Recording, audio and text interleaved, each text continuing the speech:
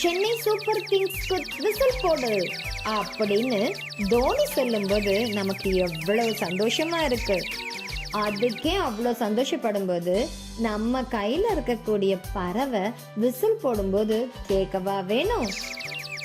இங்க இந்த குழந்தைங்களை பாருங்களேன், இந்த பறவைகளை எவ்வளவு அழகா விசில் போட வைக்கிறாங்கன்னு.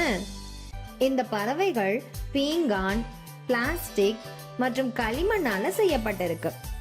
நீங்க காலி பொம்மைகளை இப்படி ஊதினீங்கன்னா அதுல இருந்து எந்த சத்தமும் வராது. அதுவே பறவை பொம்மையோட வயிற்றுல பாதி அளவு தண்ணி வச்சு ஊதுனா பறவை விசில் அடிக்கும். ஆமா, இது எப்படி விசில் சத்தம் கொடுக்குது? அதாவது கிட்டார் அல்லது காரில் இருந்து வரும் அனைத்து ஒலிகளும் அதிர்வுகள் மூலம் நம் காதுகளை அடையும் ஒலி அலைகளா இருக்குது. அதே போலதான் இந்த பறவையின் விசில் சத்தமும் அதிர்வுகள் மூலமா வருது. இதுல தண்ணியை நிரப்பிட்டு பறவையின் வால் வழியா நீங்க ஊதும் போது காற்று ஒரு குறுகிய கத்தி போன்ற அமைப்புல பிளவுபட்டு தண்ணி கொந்தளிக்கிறதால ஒரு அதிர்வு உண்டாகுது.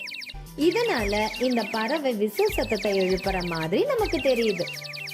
இங்க பாருங்களேன், இந்த குழந்தைங்க இதை வச்சு செம ஜாலியா விளையாடுறாங்கல்ல.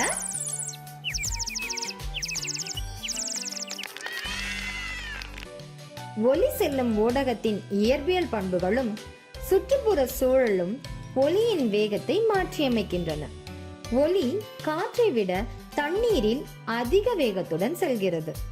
ஒலி தண்ணீரில் செல்லும் போது அதனை கிழித்து கொண்டு செல்வதால் உருவாகும் சத்தமும் சேர்ந்து நமக்கு விசில் சத்தமாக கேட்கிறது.